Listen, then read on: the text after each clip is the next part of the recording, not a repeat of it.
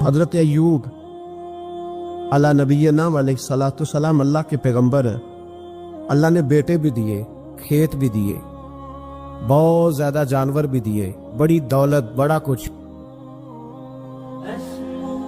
رب آزماتا بھی ہے، اس کا نظام ہے، جتنا کہ اس کے قریب ہوتا ہے اتنا ہی زیادہ آزماتا ہے۔ فرشتے عرض کرنے لگے مولا جناب ایوب، اللہ کریم نے فرمایا یہ میرا دوست ہے، ایوب میرا نبی ہے، میرا پیغمبر ہے، میرا دوست ہے۔ تو فرشتے عرض کرنے لگے مولا جس کو اتنا نواز دے اس نے دوست تو بننا ہی ہوتا ہے۔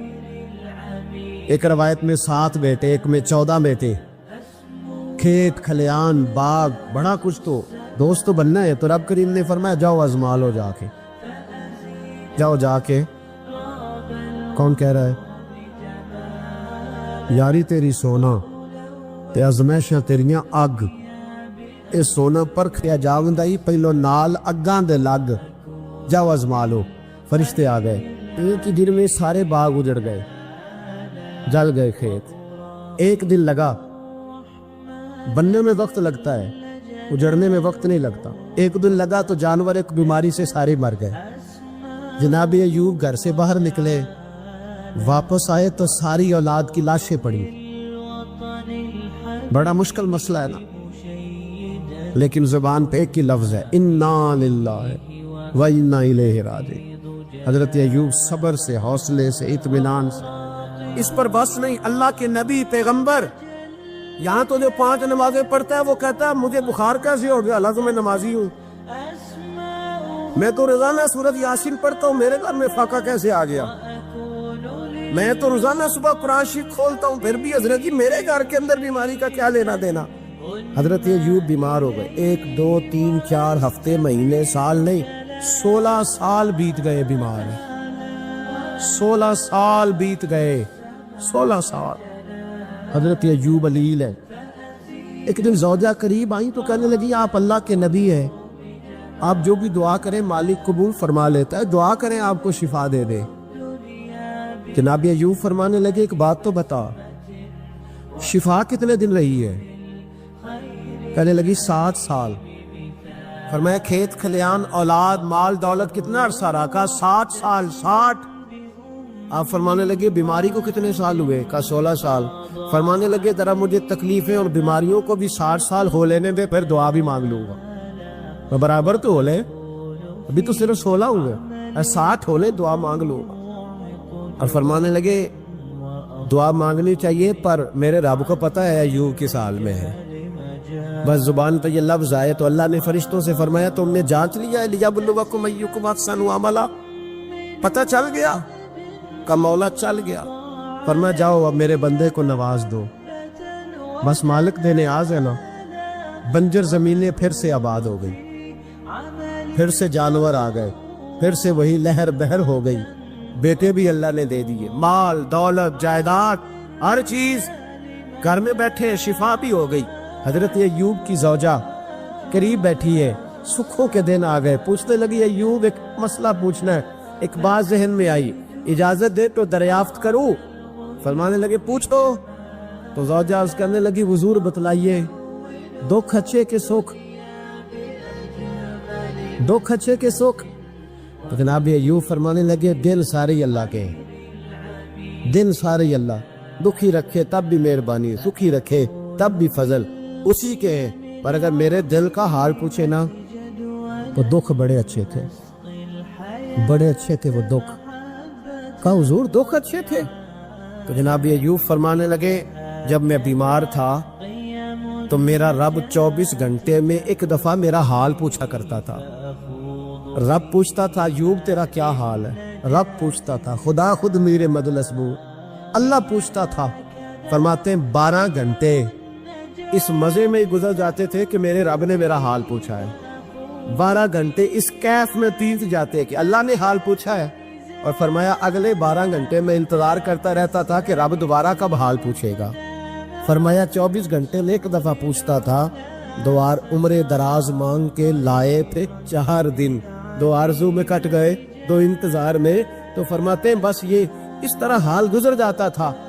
فرمانے لگے شفا تو ہو گئی، صحت تو ہو گئی، کھیت کھلیان تو ہو گئے پر اب میرا رب میرا حال تو نہیں نہ پوچھتا۔ حضرت یونس علی نبینا علیہ الصلوۃ والسلام نے ایک دن حضرت جبریل امین ملنے آئے تو جناب یونس علیہ السلام کہنے لگے اے جبریل، اللہ کے نیک بندوں میں جو اللہ کو اس وقت سب سے زیادہ پسند ہے نبیوں کے بعد، جو کرنا بات کا، جو سب سے زیادہ اللہ کو پسند ہے نبیوں کے بعد ولیوں میں، اور سب سے زیادہ اللہ جس کو اللہ کی بارگاہ میں عبادت گزار لکھا جاتا ہے، میری اس بندے سے ملاقات کرا۔ تو حضرت جبریل نے جناب یونس علیہ السلام کو ساتھ لیا تو ایک شخص کے پاس پہنچے جو آنکھوں سے اندھا تھا، دونوں ہاتھ اس کے سلامت نہیں تھے اور پورے جسم میں پیپ جاری تھی، ریشہ تھا۔ جب جا کے السلام علیکم کہا نا حضرت یونس نے، اس نے وعلیکم السلام کے بعد پہلا لفظ پتہ کیا کہا؟ اس نے کہا یا اللہ تیرا شکر ہے، یا اللہ تیرا، آپ بھی ادا کریں اللہ کا شکر، یا اللہ تیرا شکر ہے۔ تو حضرت یونس علیہ السلام کہنے لگے تو شروع سے اس طرح کا ہے، نابینا بھی اور ہاتھوں سے معذور بھی اور سارا جسم شروع سے؟ تو بڑے ہی خوبصورت لفظ اس بیمار نے کہے، کہنے لگے نہیں حضور میں بالکل ٹھیک ٹھاک تھا، جب تک میرے رب نے چاہا کہ یہ دنیا کو دیکھے تو تب تک اس نے مجھے آنکھیں دی، اور جب اس نے چاہا کہ اب اس کا دیکھنا بہتر نہیں تو اس نے واپس لے لی۔ تو یا اللہ تیرا شکر ہے، اللہ تیرا شکر ہے۔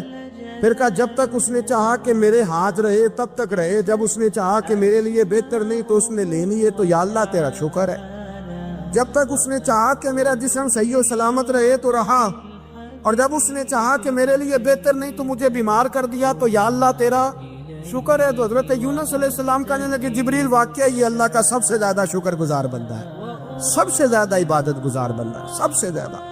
حضرت شعیب علی نبینا علیہ الصلوۃ والسلام اتنا روئے کہ بینائی چلی گئی۔ صاحب رسالہ قشیریہ نے لکھا ہے آنکھوں کی روشنی ظاہری طور پر چلی گئی، اللہ نے پھر آنکھیں عطا کی۔ حضرت شعیب علیہ السلام پھر روئے، آنکھوں کی بینائی چلی گئی، اللہ نے پھر عطا کی۔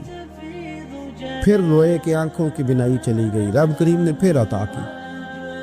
پھر ایک دن پوچھا مالک نے، کریم ہے نا جب چاہے پوچھے، بے نیاز ہے نا جب چاہے نہ پوچھے۔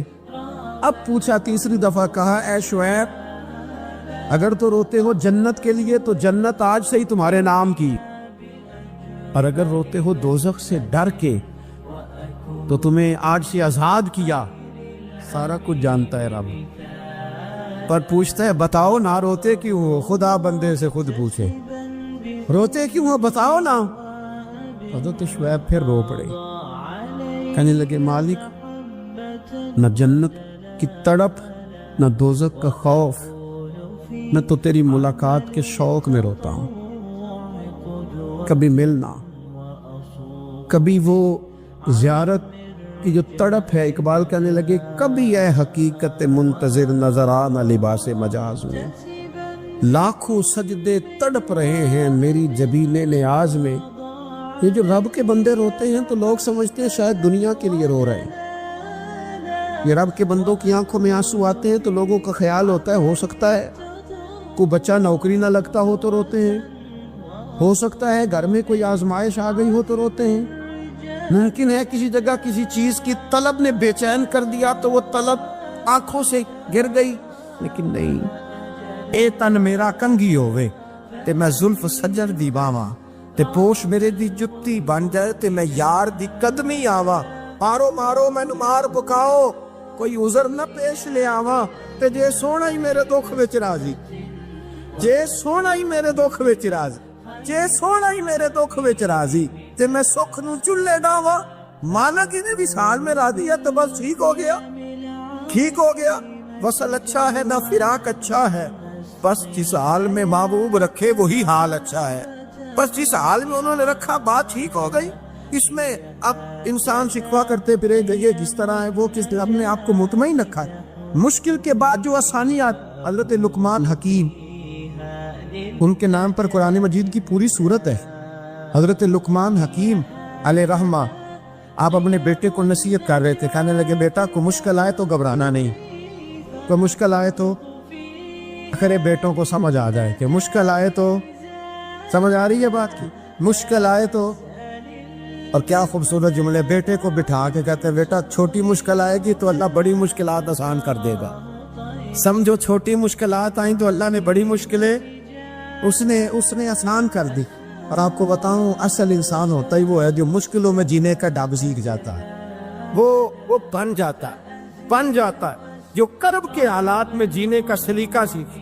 اپنے بچوں کو یہ سمجھانا ہے حضرت لقمان بیٹے مشکل آئے تو گھبرانا نہیں، بڑی کو ٹال دیتی ہے، وہ نیکی کا اور آسانی کا پیش خیمہ ہوتی ہے. اللہ اس کے بعد آسانی سب چاہ رہے ہیں. کچھ دنوں کے بعد کہنے لگے آؤ فلاں اللہ کے نبی کی ملاقات کو چلو، فلاں نبی علیہ السلام سے ملنے چلتے ہیں. اس زمانے میں جو نبی تھے ان سے ملنے چلے گئے. بیٹے کو پات کی آگ دی، گھوڑے پہ بیٹھے.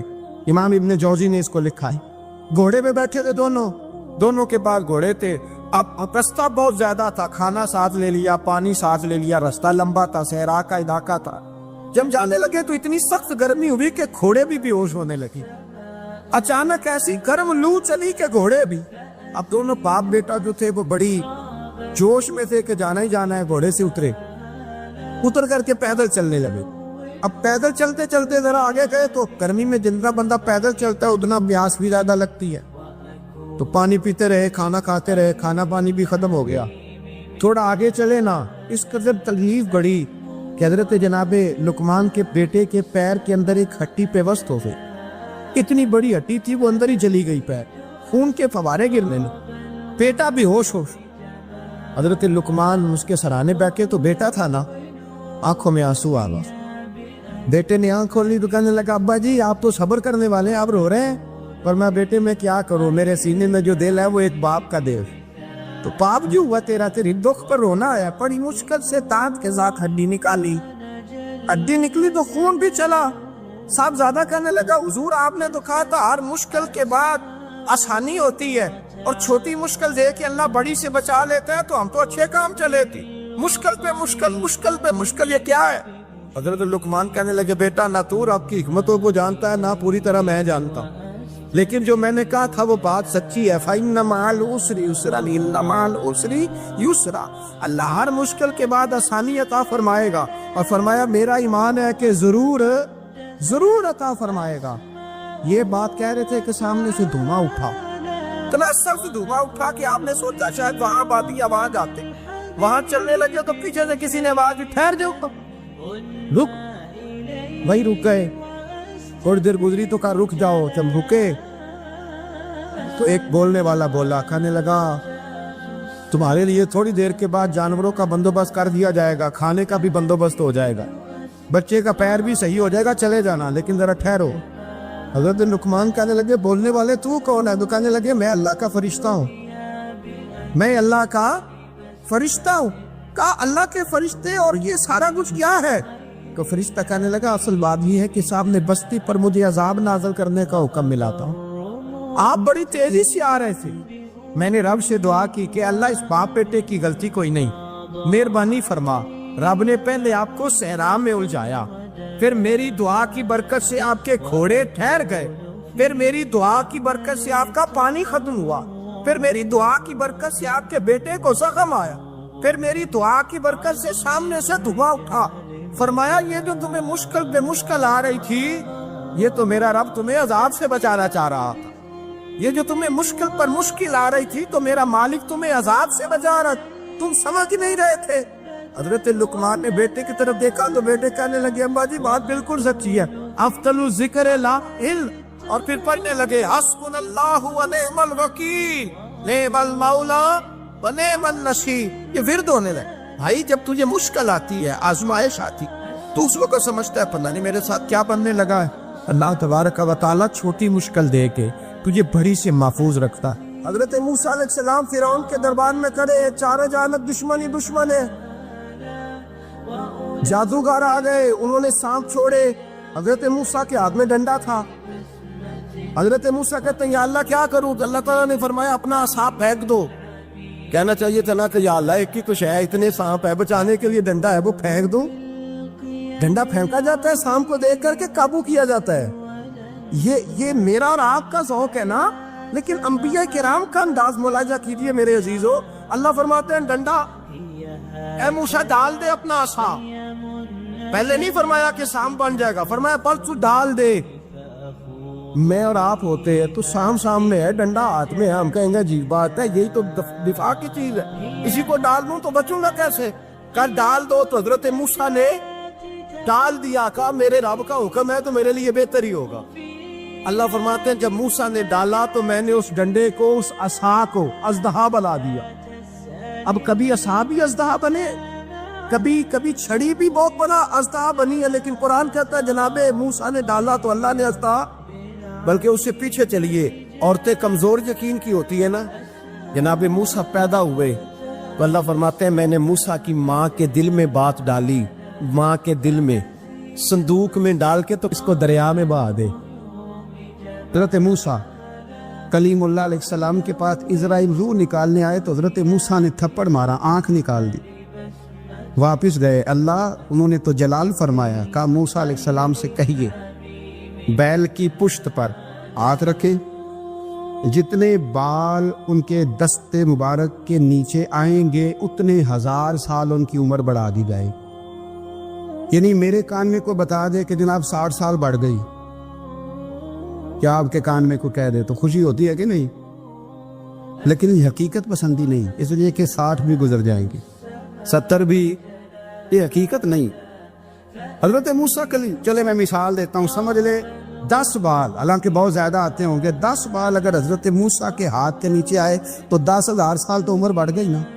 10 یعنی 10 سال نہیں، 10 100 نہیں، 10 بہت زیادہ تھی نا۔ تو حضرت موسیٰ کلیم اللہ علیہ السلام سے آ کے عرض کیا گیا حضور بیل کی پشت پر ہاتھ رکھیں، جتنے آپ کے ہاتھ کے نیچے بال آئیں گے اتنے 1000 سال عمر بڑھ جائے گی۔ تو حضرت موسیٰ نے حقیقت پسندی والی بات کی، فرمایا پھر کیا ہوگا؟ 10,000 سال کے بعد پھر کیا ہوگا؟ کہ حضور جانا تو پھر بھی ہے، فرمایا پھر ابھی چلتے۔ فرعون کو اس نے وہ خواب دیکھ لیا تھا کہ ایک ستارہ اٹھے گا اور پھر وہ گرے گا تو میری ساری سلطنت کو تباہ کر دے گا۔ نجومیوں سے اس نے پوچھ لیا، اس نے کہا کہ ایک بچہ پیدا ہوگا جو تیری سلطنت کو تباہ کرے گا۔ چاہیے تو یہ تھا کہ وہ توبہ کرتا، لیکن اس نے کیا کیا کہ اس نے بچوں کو قتل کرانا شروع کیا۔ یُسَبِّحُونَ أَبْنَاءَکُمْ، ذبح کرا دیتا تھا تمہارے بیٹوں، اور بچیوں کو وہ زندہ رکھتا تھا۔ تو حضرت موسیٰ جب پیدا ہوئے تو ان کی والدہ نے پتہ کیا کیا، ان کو ایک صندوق میں بند کر کے دریا میں بہا دیا۔ اب دریا میں بہتے جا رہے ہیں تو ماں کی تو پریشان بھی ہو گئی، ان کی ہمشیرہ کو کہنے لگی ذرا دھیان رکھنا کدھر جاتے ہیں۔ حضرت موسیٰ علیہ السلام دریا میں بہتے بہتے نا، فرعون نے نا دریا کے کنارے مکان بنایا ہوا تھا۔ آپ کو پتہ ہے بادشاہوں کا ذوق ہوتا ہے، آج کل ہمارے جو حکمران ہیں انہوں نے اس کا نام فارم ہاؤس رکھا ہوا ہے، میرا فارم ہاؤس، اور پرانے زمانے میں لوگ ڈیرا کہتے تھے۔ تو اس نے بھی اس طرح کا فارم ہاؤس بنایا ہوا تھا۔ وہاں پہ حضرت موسیٰ علیہ السلام تیرتے ہوئے تابوت کے اندر، صندوق کے اندر جا رہے ہیں۔ فرعون اور ان کی بیوی حضرت آسیہ بے اولاد تھی، بڑی تڑپ تھی بیٹے کی، وہ بھی وہاں کھڑی تھی۔ صندوق تیرتا ہوا آیا تو فرعون نے کہا کہ جاؤ پکڑ کے لاؤ دیکھو کیا ہے۔ جب وہ لے کے آئے نا تو آپ کی ہمشیرہ جو نگرانی کر رہی تھی پریشان ہو گئی کہ یہ تو اس کے ہاتھ لگ گئے، یہ تو اب مار ڈالے گا۔ لیکن جب خوبصورت اور چمکتا ہوا بچہ دیکھا تو بی بی آسیہ کہنے لگی یہ بنی اسرائیل کا ہے ہی نہیں، یہ تو پتہ نہیں کہاں سے بہتا ہوا یہاں آ گیا ہے، تو ایسے ہی چھوڑ، یہ پتہ نہیں کہاں سے، رکھ نہ لیں، رکھ نہ لیں۔ تو حضرت موسیٰ علیہ السلام وہ کہنے لگا نہیں انہی کے ہیں، موسیٰ علیہ السلام اسی کے ہیں۔ تو آسیہ کہنے لگی تیرے تو سر پہ نا بس بھوت ہی سوار ہو گیا، ہر وقت وہی لوگ تجھے یاد رہتے، یہ پتہ نہیں کہاں سے بہ کے آئے۔ اب رکھ لیا، مان گیا فرعون، آپ فرعون کے گھر میں، جو اس لیے بچے مروا رہا تھا کہ میری سلطنت حضرت موسیٰ پیدا نہ ہو جائے، تو اسی کے گھر میں پرورش پانے لگے، اسی کے گھر میں۔ اب عورتیں منگائیں گئی دودھ پلانے کے لیے، تو حضرت موسیٰ علیہ السلام کسی بی بی کا دودھ نہیں پیتے، تو آپ کی ہمشیرہ نہ وہیں دائیں بائیں گھومتی رہتی۔ تو کہنے لگی جناب آسیہ سے کہ میں ایک بی بی کو جانتی ہوں، بڑی صاف ستھری ہے، مجھے امید ہے یہ بچہ اس کا دودھ پیے گا۔ تو فرعون کہنے لگا دوڑ کے لا، تو اپنی والدہ کو لے کے آئی، تو حضرت موسیٰ نے فوراً دودھ پینا شروع کر دیا۔ فرعون کو پھر تھوڑا شک ہوا، ایک روایت یوں بھی لکھی ہے بعض لوگوں نے کہ فرعون ایک دن اٹھایا ہوا تھا حضرت موسیٰ کی ابھی تھوڑی سی عمر تھی، تو آپ نے اس کی داڑھی پکڑ کے تو ایک گھونسا دے مارا، جلالی تو شروع سے ہے نا، تو کہنے لگا آسیہ تو مان نہ مان یہ بچہ وہی ہے۔ تو حضرت بی بی آسیہ کہنے لگی کہ تجھے غلط فہمی ہے، یہ وہ نہیں ہے۔ اس نے کہا دیکھو نا یہ تو اٹھاتی ہے تو پیار کرتا ہے، اور میرے جب قریب آتا ہے تو اس کے لب و لہجے میں تلخی محسوس کرتا ہوں۔ اس نے کہا بچوں کو کیا پتا، خیر ایک طرف اس نے کھانے پینے کی چیزیں رکھ دی، ایک طرف انگارے رکھ دیے۔ وہ بھی حضرت آسیہ کہتی ہے کہ تجھے سمجھ آئے بچے بچے ہوتے، حضرت موسیٰ بچے تو تھے پر تھے تو اللہ کے نبی نا، اللہ کے نبی تھے۔ جب اس نے کہا نا یہ بچے ہیں تو حضرت موسیٰ علیہ السلام بجائے انگاروں کی طرف جانے کے نبی تھے، وہ سیدھے کھانے پینے والی چیزوں کی طرف بڑھنے لگے۔ پھر ان کہنے لگا آپ بتا، اللہ تعالیٰ نے حضرت جبریل کو بھیجا، انہوں نے کہا ادھر نہیں جانا آپ ادھر جائیے، تو آپ آگ کی طرف گئے اور ایک کوئلہ اٹھا کے زبان پہ رکھ لیا۔ واسی کہنے لگی سمجھ آئی، بچے کو کیا پتا کدھر جانا ہے کدھر نہیں جانا، اگر وہ اتنا ہی خیال ہوتا وہی بچہ ہوتا تو آگ۔ اور بعد مفسرین نے لکھا ہے یہ جو حضرت موسیٰ دعا مانگتے تھے نا رب اشرح لی صدری ویسر لی امری، یہ وہ آگ کا انگارہ جب کوئلہ منہ میں رکھا تھا نا تو اس کی وجہ سے زبان میں کچھ لکنت آ گئی، تو آپ دعا کرتے تھے کہ یا اللہ میری زبان کی وہ بند گرا کھول دے تاکہ میں کھل کے فرعون کے سامنے بات کر سکوں۔ وہی حضرت موسیٰ پلنے لگے، وہیں پلے، وہیں جوان ہوئے، وہی اللہ نے ساری دولتیں دی، بہن بھی ملی، ماں بھی ملی، اور سارے عزیزوں کا پیار بھی ملا۔ اسی گھر کے اندر اللہ نے پرورش کر کے فرعون کے ظلم سے بنی اسرائیل کو نجات عطا فرمائی کہ موسیٰ بھی فرعون کے گھر میں پلنے لگے، اور جب جوان ہو گئے تو فرعون کے ہاں جو ظلم ہوتا تھا حضرت موسیٰ اس پر بول پڑتے تھے، جلال فرماتے، تو فرعون پھر ناراض رہنے لگا، یہاں تک کہ اس نے آپ کو نکال دیا، آپ تشریف لے گئے وہاں سے۔ تو حضرت موسیٰ ایک دن شام کے وقت دوبارہ آئے بستی میں، لوگ سوئے ہوئے تھے، تو دو آدمی، ایک بنی اسرائیل میں سے اور ایک فرعون کی اپنی قوم میں سے، وہ دونوں آپس میں جھگڑ رہے تھے، لیکن وہ جو حضرت موسیٰ کی بنی اسرائیل کی قوم کا شخص تھا اس پر وہ قبطی، وہ جو فرعون کے قریبی لوگوں میں سے تھا، وہ ظلم کر رہا تھا اور بوجھ اٹھانے کی بات کر رہا تھا۔ اب اس نے حضرت موسیٰ کو پکارا کہ دیکھے میرے ساتھ کس طرح کی بات کر رہا ہے، تو حضرت موسیٰ کا ارادہ بھی نہیں تھا، آپ نے بس اس کو سمجھایا، پر کچھ لوگوں کو سمجھ، تو حضرت موسیٰ نے پھر ایک مکہ مارا، ایک گھونسا مارا، صرف ایک ہی۔ یہ کئی تگڑے اور دلیر اس طرح کے بھی ہوتے ہیں کہ گھونسا ایک بھی برداشت نہیں کرتے، وہ ایک مارا، آدمی دھڑام سے زمین پہ گرا اور ماری گیا۔ حضرت موسیٰ کا ارادہ نہیں تھا لیکن وہ مر گیا۔ حضرت موسیٰ علیہ السلام نے اس بات پر اپنے رب سے استغفار بھی فرمائی، قرآن کہتا ہے کہ انہوں نے معافی چاہی کہ اللہ میرا ارادہ نہیں تھا۔ بہرحال اگلے دن نا حضرت موسیٰ دوبارہ آئے، وہ سنا کرتے تھے نا ہم کہ بیوقوف دوست سے عقل مند دشمن بہتر ہوتا ہے، وہ کم از کم دشمنی تو عقل مندی سے کرتا ہے نا، لیکن جو بیوقوف دوست ہو بیوقوفی۔ حضرت موسیٰ دوبارہ آئے تو وہ بنی اسرائیلی اگلے دن کسی اور سے جھگڑا کر رہا تھا، پھر اس نے مدد کے لیے پکارا تو حضرت موسیٰ کہنے لگے مجھے لگتا یہ ہے کہ تیری عادت ہے، خود بڑا جھگڑالو ہے، تو نے روز نیا جھگڑا شروع کیا ہوتا ہے۔ حضرت موسیٰ جب اس کی طرف بڑھے نا ڈانٹنے کے لیے تو اس نے شور کرنا شروع کر دیا، کہنے لگتا ہے جس طرح آپ نے اسے کل قتل کیا تھا مجھے بھی قتل ہی کریں گے۔ یہ انسانوں کا مزاج ہے کہ آپ جب تک کسی کے طبیعت کے مطابق چلے گئے وہ راضی رہتا ہے، اور ذرا آپ اس کی طبیعت سے ہٹتے ہیں تو وہ شور کرتا ہے۔ اس نے کہا جی آپ مجھے بھی لگتا ہے ماریں گے۔ حضرت موسیٰ کلیم اللہ علی نبینا علیہ السلام کے بارے میں جب اس نے شور کیا تو بات پھر فرعون کے دربار تک گئی، وہ تو پہلے ہی بہانہ تلاش کر رہا تھا۔ اس نے کہا ڈھونڈو پکڑو اور معاذ اللہ شہید کریں گے۔ کسی نے آ کے خبر دی کہ آپ یہاں سے ہجرت کر دیں، اس لیے کہ آپ کے لیے یہاں حالات درست، اور بھائی یہ چھوڑ دیا کریں بات کہ فلاں آدمی کے ہاتھ میں فلاں جگہ حالات کیسے خراب ہوئے تو نبی کریم علیہ السلام مکہ چھوڑ کے کیوں آئے، حضرت موسیٰ علیہ السلام نے ہجرت کیوں فرمائی۔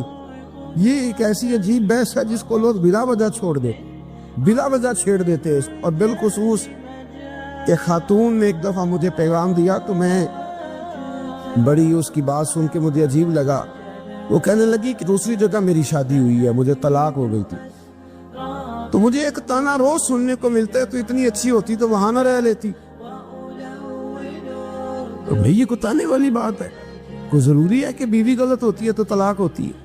اللہ کے محبوب علیہ السلام کی 2 صاحبزادیوں کو ابو لہب کے 2 بیٹوں نے طلاق بھیج دی تھی. کس کی غلطی تھی؟ آپ کیا کہہ سکتے ہیں یہاں کیوں طلاق؟ تو اتنی جلدی بات تھوڑی کر دیں گے آپ, تھوڑی احتیاط فرمائیں بولنے. حضرت موسیٰ علیہ السلام وہاں سے نکلے اور آپ مدین کی طرف چلے گئے. مدین وہ علاقہ تھا جہاں فرعون کی حکومت کوئی نہیں تھی. حضرت موسیٰ جیسے ہی وہاں پہنچے تو ان کے اندر ایک جذبہ تھا, ظلم ہوتا نہیں دیکھ سکتے.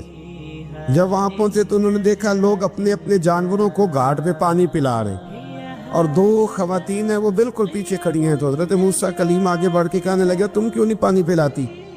تو وہ کہنے لگی ہمارا بھائی کوئی نہیں, باپ ہمارا بوڑھا ہے. اللہ اکبر. مجبوری یہ ہے, ہم ہیں بھی پردہ دار گھرانے کی, مجبوری ہماری یہ ہے کہ جب تک یہ سارے لوگ پانی پلا نہیں لیں گے اتنی دیر تک ہماری باری نہیں آئے گی. تو حضرت موسیٰ کلیم اللہ علیہ السلام فرمانے لگے اچھا یہ بات ہے تو جانور مجھے دو. وہ ہو یہ رہا تھا کہ چونکہ مرد پانی پلا رہے تھے اور جتنے بھی مرد آتے جاتے تھے وہ گھستے جاتے تھے اور عورتیں بیچاری کھڑی تھیں. حضرت موسیٰ جھٹ سے آگے بڑھے, پیچھے ہٹو. ان 2 خواتین پاک باز عورتوں کے جانوروں کو پانی پلایا اور پھر آپ دوبارہ وہیں بیٹھ گئے. وہ بیویاں جلدی جلدی گھر گئیں, جا کے اپنے والد سے کہنے لگی ابا جی کمال ہو گیا, اس بستی میں ایک ایسا آدمی ملا ہے جو عورتوں کی طرف دیکھتا ہے تو نیکی کرنے کے لیے آگے بڑھتا ہے, جو مجبور اور بے کس کے لیے اچھے جذبات رکھتا ہے. فرمایا جلدی لاؤ. کچھ مفسرین اور طرف بھی گئے ہیں لیکن جمہور نے لکھا ہے کہ وہ حضرت شعیب علیہ السلام تھے. حضرت شعیب نے گھر بلایا, اپنی ایک بیٹی کو بھیجا, فرمایا بیٹے بلا کے لاؤ. وہ جب گھر آئے تو آپ فرمانے لگے آپ میرے ساتھ اجرت طے کر لیں, 8 سال یا 10 سال آپ میری بکریوں کو چرائیں, میرے گھر میں رہیں. اور پھر فوراً ہی فرمانے لگے اگر آپ ہمارے گھر میں رہیں گے دیکھ بھال کریں گے تو میں اپنی ایک بیٹی کا نکاح بھی آپ کے ساتھ کر دوں. تو 8 سے 10 سال حضرت موسیٰ نے وہاں قیام فرمایا. اور پھر جب اب کا نکاح ہو گیا تو آپ اپنی بیوی کو لے کے مصر کی جانب جا رہے تھے. تو رستے میں نا ٹھنڈ زیادہ ہو گئی تو اپنی زوجہ سے کہنے لگے وہاں آگ جل رہی ہے, میں تیرے لیے آگ لے کے آتا ہوں تاکہ تو تاپ سکے, گرمی حاصل کر سکے. وہاں گئے تو درخت سے آواز آئی موسیٰ میں تیرا رب ہوں. درخت سے آواز آئی موسیٰ میں تیرا رب ہوں. اور حضرت موسیٰ کلیم اللہ کو وہاں وہی آنی شروع, وہاں وہی اللہ تعالیٰ نے انہیں وہ عصا عطا فرمایا جو پھر بعد میں اژدہا بنتا تھا. رب کریم نے وہیں حضرت موسیٰ کلیم کو وہیں ید بیضا عطا فرمایا. اپنا ہاتھ گریبان میں ڈال کے نکالتے تھے تو چاند اور سورج کی طرح روشنی دیا کرتا. ید بیضا لیے بیٹھے ہیں اپنی. میں کبھی کبھی کہا کرتا ہوں کہ مولا کے دینے کے انداز بڑے انوکھے ہیں.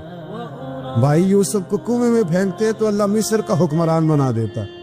تو پھر حضرت موسیٰ وہاں سے واپس آئے اور آ کر کے آپ نے دوبارہ وہ سارا نظام زندگی شروع فرمایا. موسیٰ علیہ السلام نے ان کو دعوت حق دی اور کہا کہ میں تمہارے پاس واضح نشانیاں لایا ہوں, بنی اسرائیل کو میرے ساتھ بھیج دو. فرعون نے معجزات پیش کرنے کے لیے کہا تو حضرت موسیٰ علیہ السلام نے اپنا عصا زمین پہ ڈالا, اپنا عصا, اپنی چھڑی, اپنا ڈنڈا زمین پہ ڈالا تو وہ ایک واضح اژدہا بن گیا. پھر حضرت سیدنا موسیٰ علیہ السلام نے اپنا ہاتھ گریبان سے نکالا تو وہ دیکھنے والوں کے لیے روشن ہو گیا, ہاتھ کے اندر نور پیدا ہو گیا. ید بیضا لیے بیٹھے ہیں اپنی آستینوں میں. فرعون کے سرداروں نے حق کو قبول کرنے کی بجائے اسے جادو قرار دے دیا اور کہا کہ یہ تمہیں اپنے ملک سے نکالنا چاہتا ہے. انہوں نے کہا اس معاملے کو ذرا ڈھیل دو اور جادوگروں کو جمع کرو.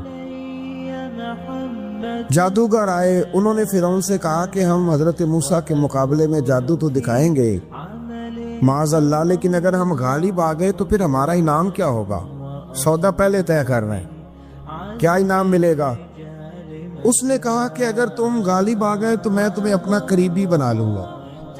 بادشاہوں کا قریبی ہونا بھی تو بڑی بات ہے نا, لوگ بڑے پاپڑ بیلتے ہیں قریبی ہونے کے لیے. اور یہ جو قریبی ہوتے ہیں نا، بالخصوص جو بادشاہوں کے قریبی ہوتے ہیں، بادشاہوں کی تباہی کا سبب بھی یہی لوگ ہی بنتے ہیں. یہ ان کو روز خبر دیتے ہیں کہ سب اچھا ہے، سب اچھا ہے. اور دنیا کے زیادہ تر حکمران انہی لوگوں کی وجہ سے تباہ ہوتے ہیں، کیونکہ ان کا خود عوام سے رابطہ نہیں رہتا. اگر وہ خود عوام کے ساتھ ڈائریکٹ رابطہ کریں تو شاید انہیں اچھی اور صاف ستھری چیزیں سمجھنے کو مل جائیں. خیر، جادوگروں نے جب کہا ہمیں کیا دو گے، تو اس نے کہا تمہیں قریبی بنا لوں گا. جادوگروں نے موسیٰ علیہ السلام سے کہا کہ آپ پہل کریں گے یا ہم پہل کریں؟ تو موسیٰ علیہ السلام نے کہا تم پہل کرو. جب جادوگروں نے اپنی رسیاں زمین پہ ڈالیں تو لوگوں کی نگاہوں کو سحر زدہ کر دیا، جادو کر دیا اور انہیں ڈروا دیا. انہوں نے کہا یہ تو بڑا جادو لے آئے. تو اللہ تعالیٰ نے حضرت موسیٰ علیہ السلام کو حکم دیا کہ آپ بھی اپنا عصا زمین پہ ڈالیں. ان کی رسیاں سام بن گئی تھی نا، دراصل وہ سانپ بنی نہیں تھی، لوگوں کی آنکھوں پر جادو ہو گیا تھا، انہیں سانپ نظر آ رہا تھا. فرمایا آپ بھی اپنا عصا زمین پہ ڈالیں. وہ عصا سانپ بنا اور جادوگروں کی ساری چیزوں کو نگل ہی گیا. ان کی بہت ساری رسیاں سانپ بنی تھی، ان کا ایک ہی عصا سانپ بنا اور سب کو نگل گیا. اس طرح کے معجزے کی حقانیت اور جادوگروں کا بطلان ثابت ہوا اور فرعونی رسوا ہو گئے. جادوگر سجدے میں گر گئے اور اللہ پر ایمان لے آئے. فرعون نے انہیں دھمکی دی کہ تم میری اجازت کے بغیر ایمان لے آئے ہو، میں تمہارے ہاتھ اور پاؤں مخالف سمت سے کاٹ دوں گا. یعنی الٹا ہاتھ کاٹ دوں گا، سیدھا پیر کاٹ دوں گا. میری بغیر اجازت ایمان لے آئے ہو اور تمہیں سولی پہ بھی چڑھوا دوں گا. انہوں نے کہا کہ ایمان لانے کی پاداش میں تم ہمیں سزا دینا چاہتے ہو. پھر انہوں نے اللہ تعالیٰ سے صبر اور استقامت کی دعا کی. اس کے بعد فرعون نے بنی اسرائیل کے بیٹوں کو قتل کرنے کی اور بیٹیوں کو زندہ چھوڑنے کا حکم دے دیا. موسیٰ علیہ السلام نے قوم کو صبر کی تلقین کی اور کہا کہ نیک انجام اہل تقوی کے لیے. یہاں ایک لطیف بات ہمارے صوفیاء نے بھی لکھی ہے. صوفیاء کہتے ہیں کہ فرعون نے کلمہ نہیں پڑھا اور جادوگر کلمہ پڑھ گئے. وہ کس طرح کلمہ پڑھ گئے؟ تو کہنے لگے دراصل انہوں نے آتے ہی حضرت موسیٰ کا ادب بڑا کیا تھا. جادوگر حضرت موسیٰ کے مقابلے میں آ کے بھی ان سے کہتے ہیں کہ رسیاں آپ پہلے ڈالیں گے کہ ہم ڈالیں؟ آپ ایسا پہلے رکھیں گے کہ ہم رکھیں؟ تو اتنا سا ادب کیا تو رب کریم نے فرمایا جو نبی کا ادب کرے وہ بے ایمان نہیں رہ سکتا. جو نبی کا ادب کرے وہ بے ایمان نہیں رہ سکتا، اور جو نبی کی بے ادبی کرے وہ ایماندار نہیں رہ سکتا. ختم ہو گئی بات. یہاں ہمارے صوفیاء نے یہ بات لکھی ہے کہ چونکہ انہوں نے آتے ہی کہا تھا کہ آپ پہلے ڈالیں گے یا ہم پہلے ڈالیں، تو حضرت موسیٰ سے انہوں نے پوچھ لیا. نبی کے پوچھے بغیر پہل لکھی تو اللہ نے انہیں ایمان کی دولت عطا کر. اللہ تعالیٰ نے فرعونیوں پر قحط سالی کا عذاب نازل کیا. فرعونیوں کا طریقہ یہ تھا کہ اچھائی کو اپنا کمال گردانتے تھے، کہتے تھے یہ ہماری طرف سے، اور برائی کو معاذ اللہ بدشگونی کے طور پر موسیٰ علیہ السلام کی طرف منسوب کرتے تھے. کہتے تھے معاذ اللہ آپ کی وجہ سے یہ سارا کچھ ہو رہا ہے. ہوتے نا نہیں کہتے ہیں جب سے میں وہاں گیا ہوں تب سے. ہمارے بزرگ ایک لطیفہ بھی سنایا کرتے تھے کہ کسی زمیندار نے نماز پڑھنی شروع کی تھی تو اس کے جانور مرنے شروع ہو گئے. اب لوگ سمجھتے ہیں کہ معاذ اللہ شاید یہ کسی بزرگ کے سبب سے ایسا ہے، حالانکہ یہ تو اللہ کی طرف سے آزمائش ہوتی ہے، اس کی حکمتیں ہوتی. اللہ تبارک و تعالیٰ نے ان پر عذاب کیا نازل کیا. آیت نمبر 130 اور 143 کبھی آپ سورہ اعراف کی پڑھیں. اللہ تعالیٰ نے ان پر ٹڈیوں کا، چوہوں کا، مینڈکوں کا اور خون کا عذاب نازل کیا. یہ کس قسم کا عذاب ہے؟ جمعے پڑ گئے، ٹڈیاں عادت، یہ اللہ نے عذاب نازل کیا. سورہ یوسف کا ذکر فرمایا اور ارشاد فرمایا جا رہا ہے کہ الف لام را یہ حروف مقطعات ہیں. فرمایا تلک آیات الکتاب المبین، یہ آیتیں ہیں کھلی ہوئی روشن کتاب کی. فرمایا انا انزلناہ قرآنا عربیا لعلکم تعقلون، بے شک ہم نے قرآن کو عربی میں اتارا ہے تاکہ آپ لوگ اسے خوب سمجھ لیں. ارشاد فرمایا جا رہا ہے نحن نقص علیک احسن القصص، ہم بیان کرتے ہیں آپ سے ایک بڑا ہی پیارا قصہ. احسن القصص، قصوں میں سے ایک بڑا پیارا قصہ. بما اوحینا، تاکہ ہم اس قرآن کے ذریعے جو ہم نے آپ کی طرف نازل کیا ہے، ہم ایک پیارا قصہ آپ سے بیان کرتے ہیں وَإِن كُنتَ مِن قَبْلِهِ لَمِنَ الْغَافِلِينَ، اگرچہ اس سے پہلے آپ اس کی خبر رکھنے والوں میں سے نہ تھے۔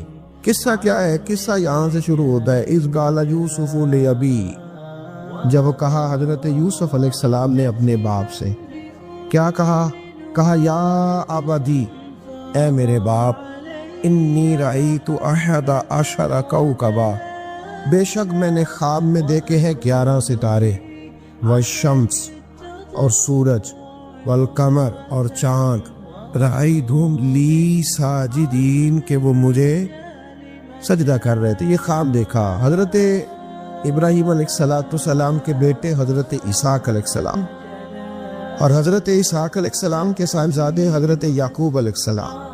حضرت یعقوب علیہ السلام نے کئی نکاح فرمائے، اللہ نے آپ کو 12 بیٹے عطا فرمائے۔ 2 بیٹے تھے آپ کے، حضرت یوسف علیہ السلام اور حضرت بنیامین علیہ السلام، جو ایک والدہ سے تھے۔ حضرت یوسف علیہ السلام بڑے حسین و جمیل تھے، بڑے خوبصورت تھے۔ کچھ لوگ ظاہراً خوبصورت ہوتے ہیں تو کچھ کی ساتھ عادتیں بھی بڑی خوبصورت ہوتی، بڑے نفیس، بڑے فرما بردار، بڑی میٹھی ٹھنڈی بات کرنے والے۔ ہوتا یہ ہے کہ جب کہ بچہ پیارا بھی ہو اور عادتیں بھی اچھی ہوں تو ماں باپ کی آنکھوں کا تارا بن جاتا ہے، باقی محنت کرنے کی بجائے شکوہ کرنا شروع کر دیتے۔ تو حضرت یوسف علیہ السلام کے والد حضرت یعقوب علیہ السلام اپنے بیٹے سے بڑا پیار کرتے تھے۔ اور آج اس واقعے میں آپ کو یہ بھی سمجھ آئے گی کہ ساری زندگی لوگوں نے ماں بیٹے کا پیار بیان کیا ہے، یہ وہ واقعہ ہے جس نے باپ بیٹے کا پیار بیان کیا اور انوکھے انداز میں بیان کیا، یعنی باپ اور بیٹے کے پیار کا بھی کوئی شخص کسی جگہ تصور کر سکتا، اسے ماپا اور تولا جا سکتا نہیں ہے۔ تو حضرت یعقوب علیہ السلام کے صاحبزادے تھے یوسف علیہ السلام، آپ بڑا پیار کرتے تھے تو باقی بھائی تھوڑا حسد کرنے لگے، انہیں جلنا شروع کر دیا۔ حضرت سیدنا یوسف علیہ السلام ایک دن فرمانے لگے اپنے والد سے کہ ابا جی میں نے خواب دیکھا ہے کہ 11 ستارے، سورج اور چاند مجھے سجدہ کر رہے ہیں۔ قال یا بنی لا تقصص رؤیاک علی اخوتک، کہ بیٹا اپنا خواب اپنے بھائیوں سے نہ بیان کر، اپنا خواب اپنے بھائیوں سے نہ بیان کرنا، فیکیدوا لک کیدا، ہو سکتا ہے وہ تیرے خلاف کوئی سازش رچے۔ کیوں رچے؟ اس لیے کہ ان الشیطان للانسان عدو مبین، بے شک شیطان آدمی کا کھلا ہوا دشمن، وہ ہر وقت وسوسہ اندوزی کرتا ہے۔ تو لہٰذا بھائیوں سے بات بیان آپ نے نہیں بیان کی، آہستہ آہستہ میں وہ حسد بڑھتا۔ حسد بہت بڑی بیماری ہے، اگر نبیوں کے بیٹوں میں ہو سکتا ہے تو عام انسانوں میں کیوں نہیں ہو سکتا؟ انبیاء کے بیٹے اگر کر سکتے ہیں تو عام لوگ بھی۔ آپ جب کسی شخص کو دیکھیں نا کسی کے بارے میں کچے جملے بول رہا ہے، کمزور بات کر رہا ہے، تو پہلے اچھی طرح ٹٹول لے کہ حق بیان کرنا ہے یا صرف حسد کے بیچ رہ کے گفتگو کر رہا ہے، بہت بڑی بیماری ہے۔ انہوں نے ایک چال بنائی 10 نے مل کے کہ اس طرح کریں کہ ان کو کوئی سخت سزا نہیں، انہیں قتل کر دیتے۔ پھر کہنے لگے مارتے نہیں، کنویں میں پھینک دیتے۔ حضرت یعقوب علیہ السلام کی بارگاہ میں حاضر ہوئے تو حاضر ہو کے عرض کی کہ ہم سیر کرنا چاہتے ہیں تو ہمارا بھائی یوسف بھی تو ہمارا بھائی ہے نا، ہمارے ساتھ بھیجے، وہاں کھیلے گا، کودے گا، کھائے گا، پیے گا۔ حضرت یعقوب علیہ السلام نے فرمایا نہیں، مجھے ڈر لگتا ہے کہ کہیں میرے یوسف کو کوئی تکلیف نہ پہنچے۔ کچھ ایسے ہوتے ہیں جنہیں جدا کرنے کو دل ہی نہیں کرتا کہ وہ جائیں نہ۔ کئی دفعہ بعض بچے نالائق ہوتے ہیں، وہ جدا ہوتے ہیں لیکن ان کو جدا کرنے کو دل اپنے والد کی، ان کا بھی نہیں ارادہ تھا۔ بھائی لے گئے اور لے جا کر کے حضرت یوسف علیہ السلام کو پہلے بہت زیادہ مارا، پھر حضرت یوسف علیہ السلام کا کرتا اتار کے ان کے ہاتھ باندھے، پھر بڑے بھائی نے یہودا نے رسی کے ساتھ باندھ کے کنویں میں لٹکا دیا، اور پھر جب درمیان میں پہنچے تو پھر رسی کو کاٹ دیا۔ حضرت یوسف جب گرے پانی میں آواز آئی تو ہنسے۔ مفسرین نے لکھا ہے کہ اللہ تعالیٰ نے حضرت جبریل امین کو بھیجا، فرمایا جاؤ میرے یوسف کو پکڑ کے نا تو احتیاط کے ساتھ ہی رکھ۔ حضرت یوسف کو رکھ دیا گیا۔ 3 دن اور 3 راتیں جناب یوسف کنویں میں رہے۔ بچانے والا زیادہ بڑا ہے، محفوظ رکھنے والا زیادہ طاقتور ہے۔ 3 دن اور 3 راتیں کنویں میں رہے۔ انہوں نے کیا کیا کہ حضرت یوسف کا کرتا چونکہ اتار لیا تھا، 2 کرتے انہوں نے پہنے ہوئے تھے، بعد مفسرین نے لکھا ہے ایک تو کرتا وہ تھا جنہوں نے استعمال کیا، تو ایک کرتا بطور تعویذ کے حضرت یعقوب نے ان کے گلے میں ڈال دیا بطور برکت کے، تو وہ کرتا بھی ان کے گلے میں تھا، ایک کرتے سے انہوں نے باندھ دیا، دوسرا کرتا جو تھا نا اس کو خوند لگا کے نا بکری کا، تو حضرت یعقوب کے پاس آئے اور جب دروازے تک پہنچے تو شور کرنے لگی زور زور۔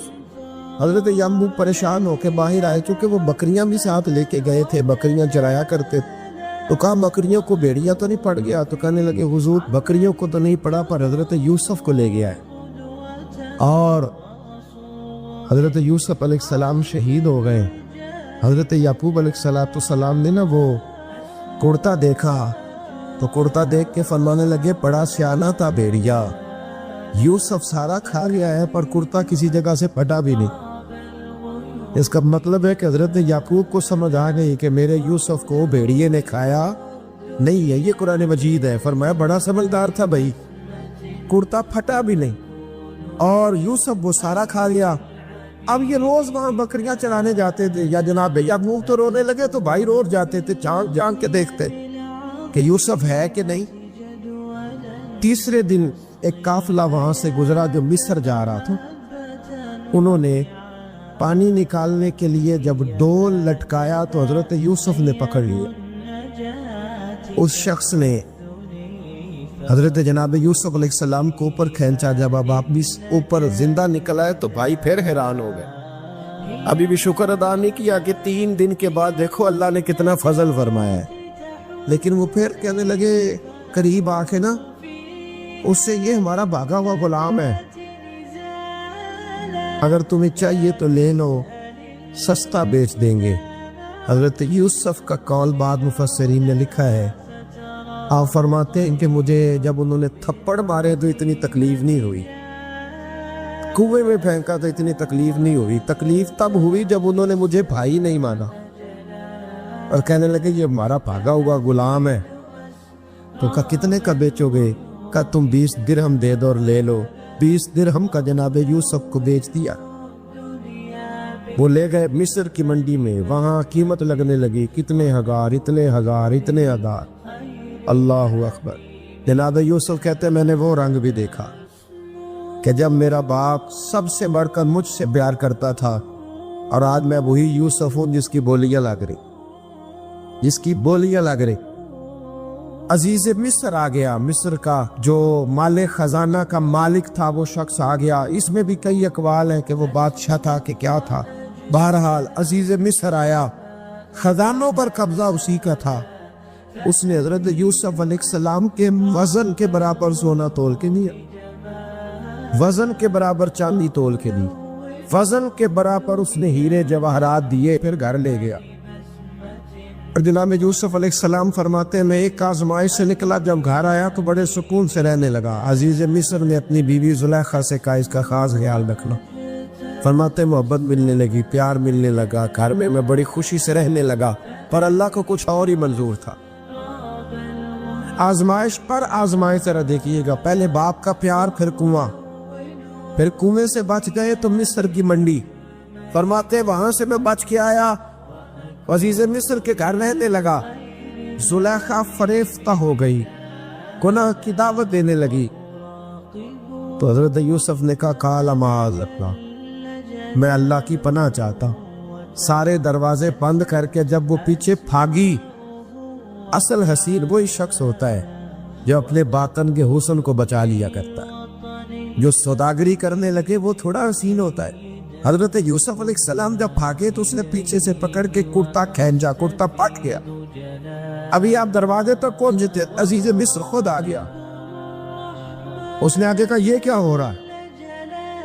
اس نے مکر کیا، زلیخا نے، کہنے لگی کہ ہونا کیا ہے، اس کو گھر میں رکھ کے پالا ہے، اب جوان ہوا ہے تو معاذ اللہ اس نے میرے طرف دست درازی کرنے کی کوشش کی۔ حضرت یوسف پھر خاموش ہو، بھائی بیچ رہے تھے تو پھر بھی خاموش تھے۔ کبھی کبھی کچھ چیزیں خاموش رہ کے سہنی پڑتی، زخم میں زخم کھا کے جی، خون جگر کے کھونٹ پی، آہ نہ کر لبوں کو سی، یہ عشق ہے کو دل لگی نہیں۔ حضرت یوسف علیہ السلام پھر چپ ہے۔ زلیخا نے بڑی باتیں کی۔ ایک دانا آدمی تھا، قرآن کہتا ہے ایک بولا بولنے والا، ایک عقل مند بولا۔ اس نے کہا دیکھو، نہ زلیخا کی سنو نہ یوسف کی سنو، اگر تو کرتا آگے سے پھٹا ہوا ہے تو پھر غلطی ہے جناب یوسف کی، اور اگر پیچھے سے پھٹا ہے تو پھر زلیخا کی غلطی۔ حضرت یوسف کی معاذ اللہ بر غلطی، تو عزیز مصر نے کرتا دیکھا تو پیچھے سے پھٹا تھا، لیکن امام قرطبی کہتے ہیں وہ کوئی عقل مند آدمی نہیں، وہ تو 4 مہینے کا بچہ تھا، وہ ایک 4 مہینے کا وہ قریب تھا۔ حضرت یوسف علیہ السلام کی گواہی دینے کے لیے اللہ نے اسے زبان دی کی، زلیخا کے ماموں کا بیٹا تھا، 4 مہینہ کا گہوارے میں لیٹا ہوا، جب بادشاہ سے فیصلہ نہیں ہو رہا تھا اور بادشاہ پریشان تھا عزیز مصر کے، کسی کو جا کے بتاؤں گا تو کوئی کیا سوچے گا، اس کے گھر میں کیا کچھ ہوتا ہے۔ کہتے پریشان تھا تو پنگوڑے سے بچہ بول پڑا، کہنے لگا بادشاہ اگر تو کرتا آگے سے پھٹا ہے تو پھر معاذ اللہ غلطی حضرت یوسف کی، اگر پیچھے سے پھٹا ہے تو پھر زلیخا کی، تو کرتا پیچھے سے پھٹا تھا۔ حضرت یوسف کے حق میں گواہی مکمل ہو گئی۔ اب آہستہ آہستہ نا دربار میں محل میں بات پھیلنے لگی، تو بیویاں کہنے لگی اوہو زلیخا تو ایک غلام پہ عاشق ہو گئی ہے، ایک غلام پہ۔ تو زلیخا کہنے لگی تو اجے میرا محبوب نہیں دکھا۔ یہ رٹے ڈالنے والے دیکھتے نہیں اور دور کھڑے رہ رہ کے کہانیاں سناتے رہے۔ تو نے کہا تو نے ابھی دیکھا نہیں نا، تو نے ابھی یہ کیا پتا ہو کہ ماجرا کیا ہے؟ تو کہنے لگی نہیں تو غلام میں۔ اس نے کہا چلو تجربہ کراتی، ساری عورتوں کو بٹھایا، ہاتھ میں ایک سیم دیا، ایک چھری دی، اور جب پوری تیاری ہو گئی پھل کاٹنے کی عورتوں کی، تو جناب یوسف سے کہا ذرا جھلک تو دکھاؤ۔ تو حضرت یوسف نے جب جھلک دکھائی تو قرآن کہتا ہے سیب کاٹنے کی بجائے ہاتھ کاٹ لی، اور کہنے لگی اوہو یہ کوئی بشر نہیں، یہ تو کوئی فرشتہ ہے، یہ کوئی فرشتہ ہے، یہ تو کوئی اللہ تبارک و تعالیٰ کی طرف سے آنے والا کوئی کرامت والا، عزت والا، شان والا فرشتہ ہے۔ حضرت زلیخا کہنے لگی سمجھ آئی ہے پھر تو مجھ پر شکوہ کرتی تھی۔ تو اب وہ بات بھی آہستہ آہستہ پھیلنے لگی کہ حضرت یوسف علیہ السلام کی غلطی نہیں، غلطی زلیخا کی۔ اب بادشاہ نے زلیخا سے کہا کہ اگر تو میں تیری بات کروں تو تیرے ساتھ میری بدنامی کا بھی ڈر ہے، کیا کرے؟ طے یہ پایا کہ حضرت یوسف کو جیل میں ڈال دیا گیا۔ پہلے بھائیوں کے تھپڑ، پھر کنواں، پھر مصر کی منڈی، پھر زلیخا کا الزام، اور پھر باری آ گئی جیل جانے۔ حضرت یوسف علیہ السلام کو جیل میں، کچھ نے لکھا ہے 12 سال جیل میں رہے، جیل میں ڈال دیا۔ حضرت یوسف علیہ السلام جیل میں کیا کرتے؟ بعض فرماتے تبلیغ فرماتے، لوگوں کو اللہ کی توحید کی دعوت دیتے۔ وہاں جیل میں نا ایک شخص نے خواب دیکھا، اس نے دیکھا کہ میرے سر پہ نا پرندے کھا رہے۔ تو حضرت یوسف کہنے لگے اس کی تعبیر یہ ہے کہ تجھے قتل کیا جائے گا، تیری لاش کچھ دیر پڑی رہے گی تو پرندے تیرے سر پہ آ کے بیٹھے گے، یہ تعبیر ہے۔ ایسا ہی ہوا، واقعی وہ شخص قتل ہو گیا۔ ایک شخص نے دیکھا کہ وہ شراب کشید کر رہا، اس نے بھی تعبیر پوچھی تو آپ نے فرمایا تو اپنے بادشاہ کو بلائے گا۔ محسوس ہوتا ہے کہ اتنی دیر تک شراب ناجائز نہیں تھی، تو اس کو شراب پلائے گا، یہ اس کی تعبیر ہے۔ وقت گزرتا گیا، وقت جو ہوتا ہے نا، وقت یہ خود بخود لوگوں کی بے گناہی ثابت کر دیتا ہے۔ ایک وقت میں نا پراپوگنڈا ہوتا ہے تو ہر آدمی پراپوگنڈے کا شکار ہوتا ہے، پھر جب وقت گزرتا جاتا ہے تو خود بخود وقت کا گزرنا کچھ چیزوں کا خود بخود حال بن جاتا ہے۔ حضرت یوسف علیہ نبینا علیہ السلام کو جب 12 سال بیت گئے تو بادشاہ نے، عزیز مصر نے خواب دیکھا۔ اس نے خواب دیکھا کہ 7 موٹی تازی گائیں دبلی پتلی گائیں کو کھا گئی، اور 7 خشک بالیاں ہیں، اور 7 سرسبز و شاداب بالیاں ہیں۔ اپنے وزیر سے کہنے لگا کوئی تعبیر والا بندہ ملے۔ اس نے کہا کہ ایک بندہ ہے جس کی تعبیریں بڑی سچی ہے۔ وہ کون؟ کہنے لگے جناب یوسف۔ تو قید خانے میں پیغام بھیجا حضرت یوسف کو کہ خواب کی تعبیر بتائیں، تو جناب یوسف نے یہ نہیں کہا پہلے مجھے باہر نکالو، یہ نہیں فرمایا. فرمایا تعبیر یہ ہے کہ جو 7 خشک بالیاں دیکھی ہے نا، اس کا مطلب ہے کہ 7 سال تنگ دستی رہے گی، اور 7 سال سبز بالیاں دیکھی ہیں تو پھر 7 سال اللہ خوشحالی دے لے گا. اور فرمایا یہ جو تم نے گائے دیکھی ہے موٹی تازی وہ کھا گئی، اور میں اس کی تعبیر یہ ہے کہ کوشش کرنا جو تمہارے پاس دن یہ چل رہے ہیں جن میں سرسبز و شاداب ہے کھیتیاں، تو 7 سالوں کے لیے اناج جمع کر لینا، بالیوں کے اندر ہی رہنے دینا، باہر نہ نکال. اور پھر اگلے جو خشک سال ہوگے نا، وہ یہ جو جمع پونی کی ہوگی نا، اس کی برکت سے وہ 7 سال آسانی سے. اس پر ہمارے مفسرین نے لکھا اس آیت پر، صوفیاء اور بزرگ تو کہتے ہیں نا سارا اللہ کے راستے میں دے دو، یہ بھی بات اچھی ہے، لیکن اگر کوئی اپنے بچوں کے لیے آنے والے وقت کے لیے کچھ چیزیں سنبھال کے رکھے تو یہ بھی سورہ یوسف سے ثابت ہے، یہ بھی سورہ یوسف سے. تو یہ بھی کوئی ایسا فعل نہیں ہے جس پر کوئی شخص تنقید کر سکے. عام دام برسر مطلب حضرت یوسف نے جب تعبیر بتائی تو بادشاہ کہنے لگا کہ انہیں باہر نکالو. آپ فرمانے لگے میں نہیں نکلتا بھائی، نہیں نکلتا میں جیل سے، یہی ٹھیک ہوں میں. آپ کیوں نہیں نکلتے؟ کہنے لگے پہلے اعلان کر کے لوگوں کو بتا کہ میں بے قصور. وہ جو تو نے پراپوگنڈا کیا نا اپنے منہ سے اعلان کر، اس نے جناب زلیخا کو بلایا، ان عورتوں کو بلایا، وہ عورتیں ساری سامنے آئیں، انہوں نے گواہی دی کہ یوسف تو بے گناہ ہے. پر سال کتنے لگ گئے؟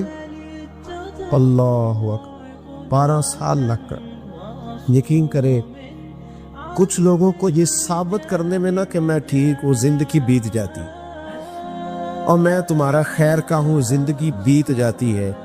لوگوں کو ہوش تب آتی ہے جب مزار پر چادر ڈالنے کا ٹائم آ جاتا ہے، ہوش تب آتی ہے، لیکن پھر ہوش کا کوئی فائدہ. 12 سال کے بعد بادشاہ نے ان کو بلایا اور کہنے لگا کہ یہ جو خواب میں نے آپ کو سنایا اب کرنا کیا ہے؟ تو حضرت یوسف کہنے لگے تم سے کچھ بھی نہیں ہوگا، اگر کچھ کرنا ہے تو پھر یہ خزانے کی ذمہ داری میری لگاؤ.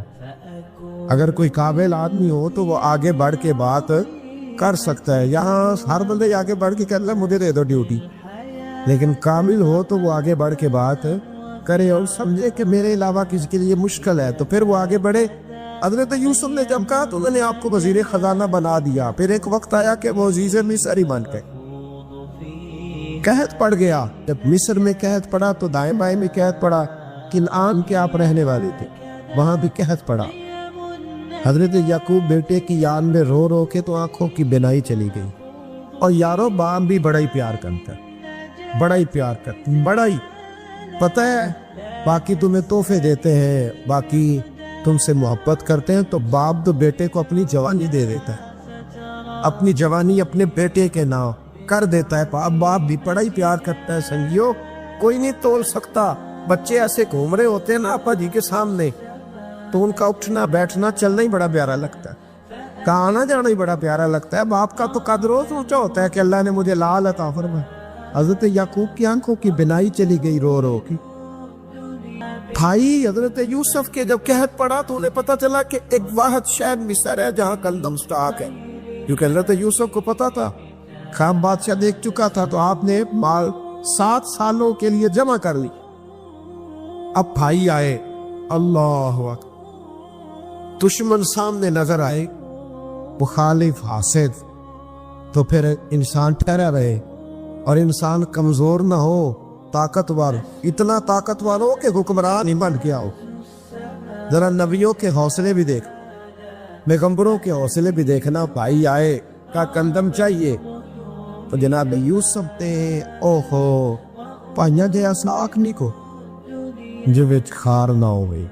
ہاں امیہ صاحب فرمایا کرتے تھے بھائی پائیاں دیا باما ہوتے تھے بھائی پائیاں دے ویری. بھائی جیسے ہی داخل ہوئے تو جناب یوسف کی آنکھیں پار آئے، رو پڑے. او میرے بھائی آگ میں رو پڑے. وزیر مشیر دائیں بائیں دیکھتے ہیں کہ حضرت یوسف کو کیا ہوا، رو پڑے اور بھر بھر کے گندم دی. اس کو اشارے کرتے چل تھوڑی اور ڈال، چل تھوڑی اور ڈال دے. جب بانیوں کو دے چکے تو پھر فرمانے لگے کہ شاید اس سے گزارا نہ ہو، ضرورت پڑی تو دوبارہ بھی آگا. اپنی قوم کو طرز دے رہے تھوڑا تھوڑا کھاؤ. وہ بانیوں کو کہتے ہیں ضرورت پڑی نا آ جانا دوبارہ. اور کہنے لگے تمہارا ایک اور بھائی بھی ہے، کہاں ہے؟ بنیامین نام ہے۔ فرمایا ہو سکے تو اسے بھی لے آ۔ بھائی پیسے لے کے آئے تھے گندم لینے کے لیے، اور جب واپس جانے لگے تو حضرت یوسف نے ان کی رقم دوبارہ رکھ دی، وہ دوبارہ ان کی بوریوں میں رکھ دی۔ گھر جا کے انہوں نے کھولی تو گندم بھی تھی اور پیسے بھی تھے۔ انہوں سے پیسے تھوڑی وصول کرنے، جا کے اپنے والد سے کہنے لگے ابا بادشاہ پڑے دیکھے پر اس میں کوئی خوشبو دیکھی، تو اس نے کہا ہے کہ اپنے دوسرے بھائی کو بھی لے کے آنا، تو بنیامین کو لے جائیں۔ حضرت یعقوب فرمانے لگے پہلے بھی تم پہ بھروسہ کر چکا ہوں، بار بار نہیں کروں گا، یوسف گوا چکا ہوں۔ پوتے بول پڑے، کہنے لگے دادا جی آپ تو ہر وقت یوسف یوسف ہی کرتے رہتے۔ انہوں نے ضد کی، اصرار کیا، تو جناب بنیامین کو ساتھ وعدہ لے کے، عہد لے کے، قسم لے کے بھیج دیا حضرت یعقوب نے۔ جناب بنیامین بھی پہنچے مصر میں، یہ دونوں ایک ماں سے تھے، سگے دونوں تھے۔ حضرت یوسف نے جناب بنیامین کو دیکھا تو اپنے ساتھ بٹھا لیا، اور ذرا باتیں کر کے نا ادھر بیٹھ جاؤ، ادھر بیٹھ جاؤ، اچھا نہیں ہے جگہ، آپ ادھر آ جاؤ میرے ساتھ بیٹھ جاؤ، بھائی سمجھ سکا، اچھا چلو ٹھیک ہے آپ ادھر آ جاؤ۔ بھائی کو ساتھ بٹھا لیا۔ ابھی جب چیزیں دینے لگے تو کان میں کہنے لگے، وہ پریشان تھے نا حضرت بنیامین کی، یہ بندہ کیا کر رہا ہے، کان میں کہنے لگے میں بھائی ہوں تیرا، میں یوسف ہوں۔ اس طرح کہا یار تھوڑے دن میرے پاس رہ نہیں چاہتا؟ حضرت بنیامین کہنے لگے رہ جاتا ہوں۔ رہ گئے جناب بنیامین۔ اب کہا نہیں میں نہیں بھیجوں گا۔ کچھ لوگوں نے یہ لکھا ہے کہ حضرت بنیامین کے جو بوری تھی اس کے اندر انہوں نے تھیلے کے اندر شاہی پیالہ رکھ دیا اور فرمایا اس کو ہم نہیں جانے لیں گے، ہمارا پیالہ کیسے، یہ نہیں کہا کہ یہ چور ہے، کب پیالہ کیسے آیا اس کے تھیلے میں، لہٰذا یہ ابھی ہم لے گا ہمارے پاس دیکھیں گے۔ باقی چلے گئے تو یہودا کہنے لگا کہ میں نہیں جاتا، میں یہی ٹھہروں گا، اس لیے کہ میں باپ کو کیا بتاؤں گا کہ پہلے بھی میں کرتا میں ہی لے کے گیا تھا یوسف کا، اب میں کیا بتاؤں گا۔ واپس گئے اور جا کے بتایا کہ جناب بنیامین کو انہوں نے رکھ لیا ہے، معاملہ بن گیا ہے۔ وہ کہتے ہیں کیسے پیالہ آیا ہے، شاہی پیالہ۔ حضرت سیدنا یعقوب علیہ السلام فرمانے لگے میں نے تمہیں پہلے ہی کہا تھا کہ تم میرے بنیامین کو بھی لے جا رہے ہو، پہلے میں بھروسہ کر کے یوسف کے معاملے میں پریشان ہوں۔ فرمایا اس طرح کرو، جاؤ ڈھونڈو جا کے میرے یوسف اور ڈھونڈو جا کے میرے بنیامین کو، جاؤ تلاش کرو۔ اللہ اکبر۔ بھائی دوبارہ آئے، گندم بھی ختم ہو گئی تھی، آتے ہی کہا کہ اے عزیز مصر بڑی بری حالت ہے، ہم بڑے پریشان ہیں، ہمارے باپ کی رو رو کے آنکھیں چلی گئی ہے، مہربانی کرو کچھ گندم بھی دے دو، اور اس طرح کرو کہ ہمارا بھائی بھی ہمیں واپس کر دو تاکہ ہم اسے لے جائیں اور ہمارے والد گرامی کی آنکھیں ٹھنڈی ہو۔ حضرت یوسف علی نبینا علیہ الصلوۃ والسلام ان کی باتیں بھی سننے لگے اور غور سے ان کے چہرے بھی دیکھنے لگے، غور سے۔ تو جب انہوں نے حضرت یوسف علیہ السلام کی طرف غور سے دیکھا، حضرت یوسف کہنے لگے مجھے پہچانتے ہو؟ پہچانتے ہو؟ کہا نہیں۔ فرمانے لگے میں یوسف ہوں۔ قال انا یوسف، کہنے لگے میں یوسف ہوں، اور حضرت بنیامین کی طرف اشارہ کر دی، کہنے لگے وہذا اخی، اور یہ میرا بھائی ہے، میں یوسف ہوں اور یہ میرا بھائی ہے۔ اور فرمانے لگے اللہ نے ہم پر احسان کیا ہے، اور جو تقوی اختیار کرتا ہے اور صبر کرتا ہے اللہ تعالیٰ اس نیک کے اجر کو کبھی ضائع، یہ نہیں فرمایا میں نے بڑے تقوی کیے پرہیزگاری کی تو بچ گیا، فرمایا جو بھی تقوی اختیار کرے، جو بھی صبر کرے گا اللہ اس نیک کے اجر کو کبھی ضائع نہیں کرے گا۔ پھر فرمانے لگے جاؤ آج تم پر کوئی گناہ نہیں، جاؤ ایک تامی اسی وقت ہی فرمایا جاؤ میں نے تمہیں معاف کیا، جاؤ میں نے تمہیں معاف کیا۔ اور فرمانے لگے میری دعا ہے کہ میرا رب بھی تمہیں معاف کر۔ پھر فرمایا یہ میری قمیض لے جاؤ، میرا کرتا، اور میرے باپ کی آنکھوں پہ ڈال دینا، امید ہے ان کی آنکھوں کی روشنی واپس آ جائے گی، جاؤ لے جاؤ۔ تو وہ کرتا لے کے گئے، اذهبوا بقمیصی ھذا، یہ میرا کرتا لے جاؤ۔ دیکھو اللہ والوں کے وجود سے جو چیز لگ جائے تبرک بن جاتی۔ تو وہ کرتا لے کے گئے، بھائی ابھی دور ہی تھے، تو قرآن مجید کہتا ہے ابھی وہ دور تھے، تو سیدنا یعقوب علیہ السلام فرمانے لگے بھئی مجھے یوسف کی خوشبو آ رہی، مجھے نا یوسف کی، اللہ اکبر، کون اندازہ کرے باپ اور بیٹے کی محبت کا، مجھے نا خوشبو آ رہی ہے، یوسف کی خوشبو، مجھے خوشبو آ رہی ہے۔ حضرت سیدنا یعقوب علیہ السلام کی آنکھوں پہ ڈالا تو روشنی واپس آ گئی۔ کعبہ جی ذرا چل کے دیکھو تو صحیح، رب نے آپ کے بیٹے کو کتنی شان عطا فرمائی۔ چلو نا، یہ 72 لوگ تھے جو یہاں سے چلے کنان سے، اور ہزاروں کا لشکر لے کر حضرت یوسف آئے، ہزاروں کا لشکر لے کے والد کے استقبال کے لیے۔ اور جب باپ بیٹے کی ملاقات ہوئی تو امام غزالی فرماتے ہیں 4 لوگ دنیا میں بڑا ہی روئے، ایک حضور بڑا روئے ہیں امت کے غم میں، اور ایک سیدہ فاطمہ بڑا ہی روئی ہے حضور کے وصال کے بعد، اور تیسرا فرماتے ہیں یعقوب بڑا ہی روئے ہیں حضرت یوسف کے، بڑا ہی، اور چوتھے امام زین العابدین بڑا ہی روئے ہیں واقعہ کربلا کے بعد۔ یہ 4 لوگ بڑا ہی روئے۔ پھر جب ملاقات ہوئی دونوں کی تو اس درد سے ملاقات ہوئی کہ ہر آنکھ اشک بار ہو گئی۔ باپ بیٹا اتنی وارفتگی سے مل رہے تھے، اتنی وارفتگی سے کہ دائیں بائیں انہیں خبر ہی نہ رہی کہ باقی لوگ بھی ہیں۔ حضرت علامہ اسماعیل حقی نے لکھا ہے کہ جناب جبریل امین حضرت یعقوب کے کان میں کہنے لگے بس کریں، اوپر تو ذرا نظر اٹھائے، فرشتے بھی دیدار کے لیے آئے ہوئے۔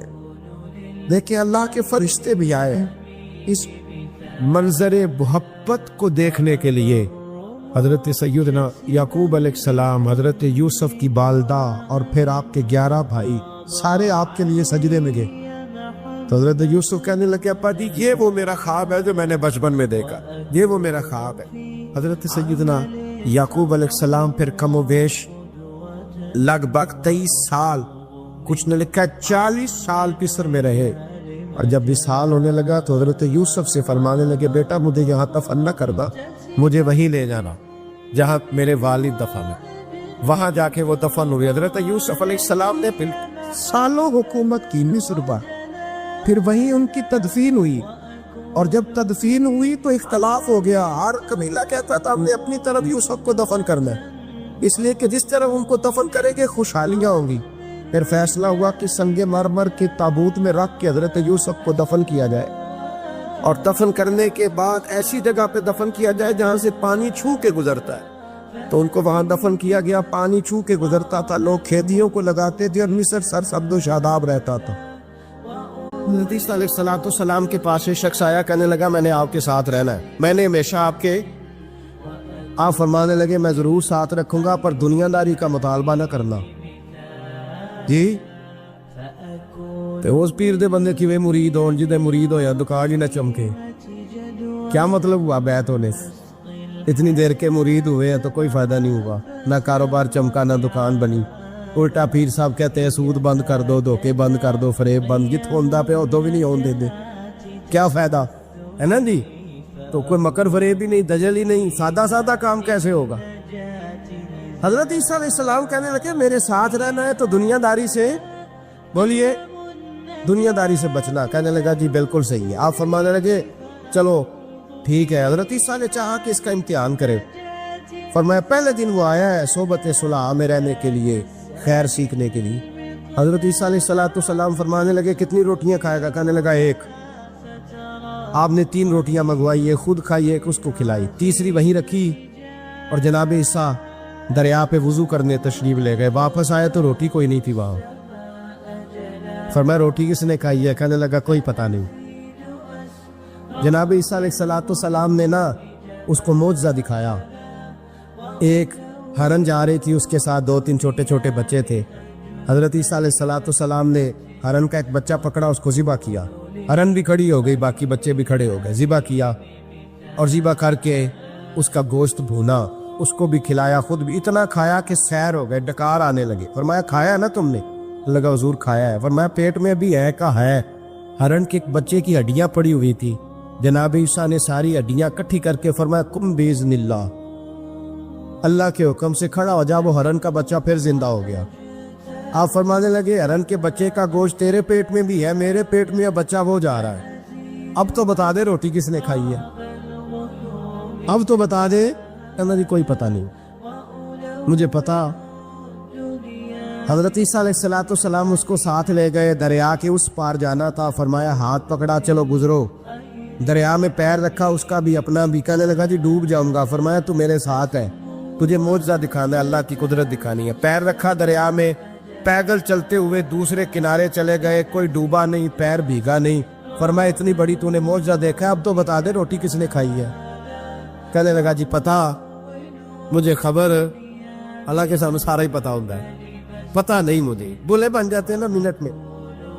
حضرت عیسیٰ کہنے لگے میں اللہ کا پیغمبر ہوں، مجھے منوانا آتا ہے۔ دریا کے اس پار گئے تو ریت تھی، صحرا کا علاقہ تھا، جناب عیسیٰ نے ریت کٹی کی، چھوٹی چھوٹی ڈھیریاں لگائیں، 3 ڈھیر ریت کے لگ گئے، 3 ڈھیر، جب 3 ڈھیر لگ گئے تو جناب عیسیٰ علیہ السلام نے پھونک ماری، وہ ساری کی ساری ریت سونا بن گئی۔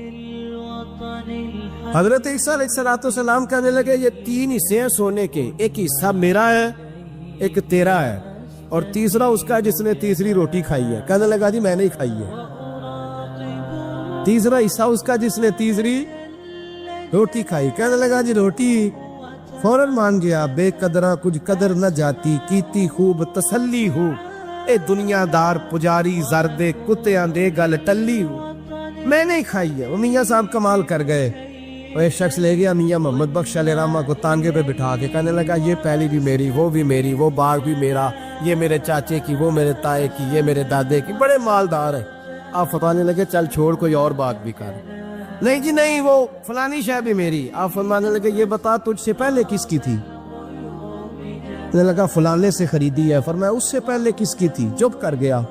آپ فرمانے لگے دانش مندہ نہ کم نہ ہی دل دنیا نہ لاڑا، اس بوٹی کئی خامن کیتے، جو کیتا سو کھانا، چھوڑ اس کی بات نہ سنا، اس کا تو کبھی کوئی مالک ہوتا ہے کبھی کوئی ہوتا ہے۔ کہنے لگا جی میں نہیں کھائی ہے روٹی۔ تو حضرت عیسیٰ کہنے لگے تو نے ظلم کیا، نبی کی صحبت پر تو نے ایک روٹی کو فوقیت دی، ایک روٹی، اور مجھے دھوکہ دیا اللہ کے پیغمبر کو۔ فرمایا جا میں نے مال کا کیا کرنا ہے، سارا ہی سونا تیرا ہے، 3 ڈھیریاں تو ہی رکھ لے۔ حضرت عیسیٰ کہہ کے گزرے تو پیچھے سے ڈاکو آ گئے، تلواریں ہاتھ میں، 2 ڈاکو، سونا پڑا ہوا دیکھا، کہنے لگے تیرا ہے؟ کہا میرا ہے۔ کہا اٹھ دوڑ جا تجھے قتل کر دیں گے۔ منت کرنے لگا، کہنے لگا یار اس طرح کرو نا، بانٹ کے کھاتے ہیں، بانٹ کے کھا لیتے۔ بات طے ہو گئی، ایک ایک ڈھیری کے مالک ہو گئے۔ اب وہ بات چیت ہونے لگی، نام پتہ واقفیت ہو گئی، تعارف ہو گیا۔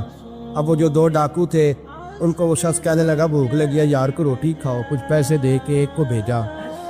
وہ جو 2 ڈاکو تھے ان میں سے جو کمزور تھا اس کو بھیجا کہ جاؤ کھانا لے کے آؤ۔ وہ کھانا لینے گیا تو پیچھے سے کہنے لگا تیرا رشتہ دار ہے؟